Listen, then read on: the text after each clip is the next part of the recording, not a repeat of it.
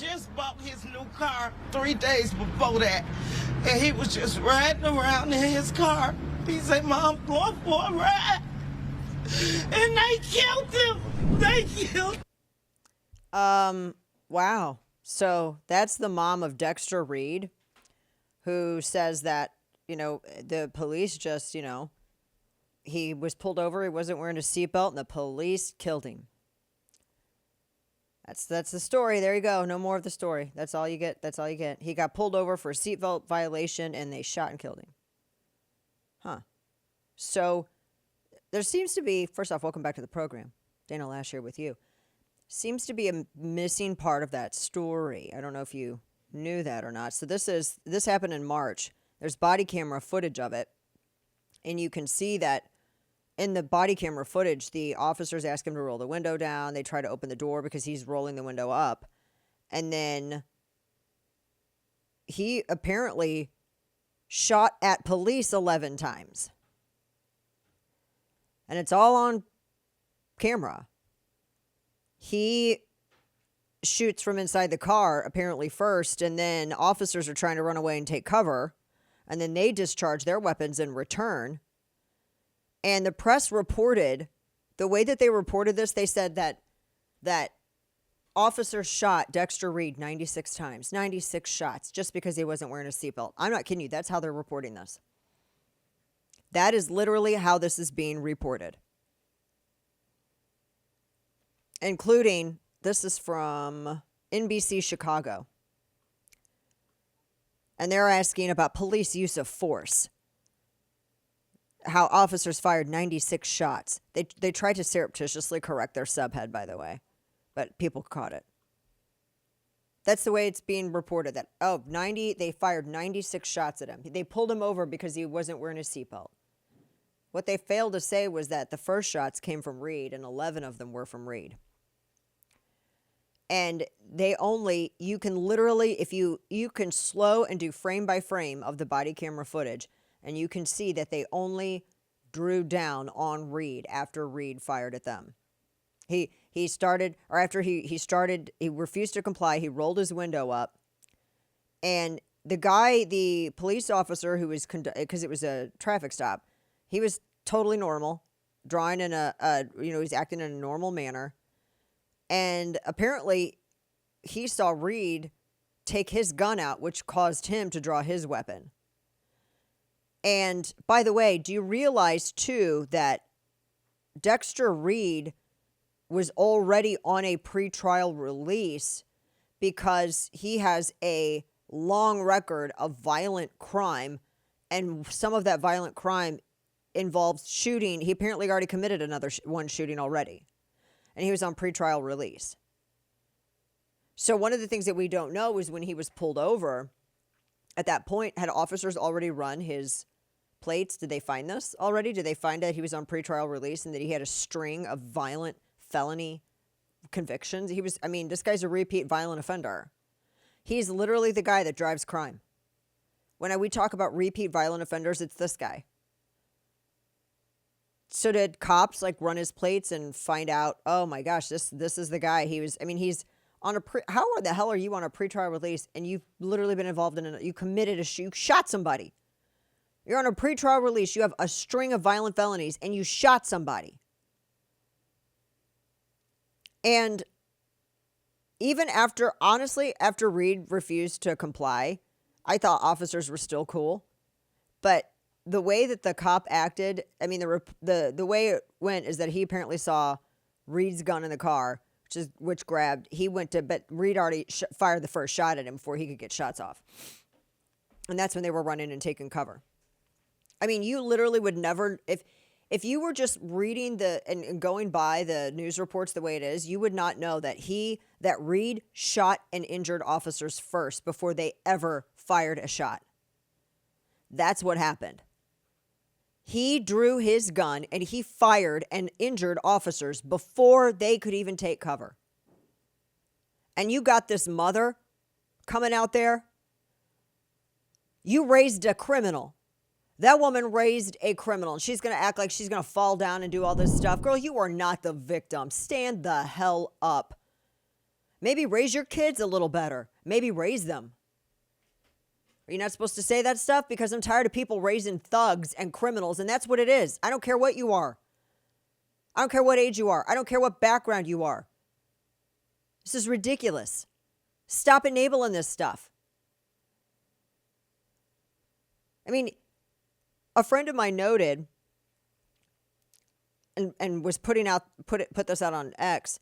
The Washington Post took 8 paragraphs to mention that Reed fired the first shot. Don't you think that's kind of important when you're trying to get a George Floyd 2.0 narrative going? Now, look, I think it's, and I've always been straight no chaser. I call balls and strikes. I ain't in nobody's pocket, and ain't nobody in my pocket. And there's good policing and there's bad policing. I know this. I don't need lectures from anybody on that. Everybody can take a seat in front of me on that because I stood on a stage with a bad cop who tried to blame me for his bad cop behavior. So I know it exists.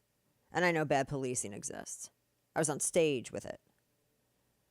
But I also know that good policing exists. And I also know that in some instances, people try to take advantage of the times and they tried to make good officers look like bad officers when they are, in fact, the victims. And that's exactly what's happening here.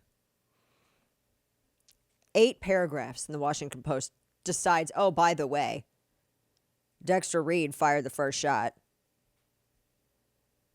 Now, some people are like, well, why did officers have to shoot that many times? 96 shots and only 11 were Dexter Reed's. What the hell do you think happens if you're a cop and you have a violent criminal opening fire on you? How many rounds did Dexter Reed have? 11? What did he have? Semi-auto? So at most it's going to be 12 or 15 unless he had one chambered in there. So, he pretty much did a mag dump himself. You're going to sit here and criticize. What did you think is going to happen? You got a criminal that's going to mag dump at cops? You best damn believe cops are going to mag dump in return because that's what they're trained to do, eliminate the threat. They're not going to sit here, well, I'll shoot his calf and then I'll see what happens after. That's not good training. That's bad training. And that's bad training that gets people killed. And that's bad training that is always advocated by morons that have never fired a gun, nor they've never been in a dangerous situation where they've had to worry about their own safety or the safety of other people. Those people's opinions are irrelevant to the conversation. What did you think was going to happen? Got a guy mag dump at cops. They're going to mag dump back at him. So yeah, 96 shots. Yeah, that sounds right. Total. 11 of them were Reed's. Yep, sounds right. This was a justified shooting. That's exactly what it is. But you have members of the press who are misrepresenting and omitting very important elements of the story. Why? Because they want violence. They want violence. They want to watch neighborhoods burn again. It was a banner year for the press. They got to go out and report on mostly peaceful protests. Remember that? They gave themselves awards for their coverage. They want violence because they thrive on it. It makes their year. They sell ads on it. They broadcast from morning until night coverage of neighborhoods, interestingly enough, predominantly black neighborhoods, whose businesses are looted and burned to the ground. And then, here's a commercial break. We're going to sell and make bank off of the strife. And back to our programming. And then there's more looting and burning and glorifying the looting and burning by presenting all of it as just peaceful, protected protests. Here's another word from our sponsors. Cut to commercial. They make more money off of it. Then they come back. That's exactly how it works. They want it. I don't know if you've seen it. Times are tough for media. They want it because they need it. Activists want it because it's an election year. They can't sit here and sell you on Joe Biden's great economy. They can't sell you on Joe Biden making the world a safer place. So what are they going to do? Oh, can you believe cops pulled over this young man for a seatbelt violation and they shot him 96 times? Shot him to death. That'll happen to you and your kids. And then they omit that this guy actually fired shots at police first, and he mag dumped. And then police returned fire only after they were fired upon. And that the guy was a violent criminal who was on a pretrial release because he shot somebody else just earlier. They're going to tell you all that. Because, see, that dulls the outrage. That makes people go, oh, wait a minute, what? No, they can't have you know all that. No. What's important is that you know that it was a young black man and that they were cops, and they're not even going to look to see whether the cops, what the race of them is. Just assume they're all white. All old and white. Just assume that. Because the media wants violence. Because activists need a get out the vote mechanism. You got the mother up there looking like she walked straight off the stage from P-Funk, sitting there getting all upset.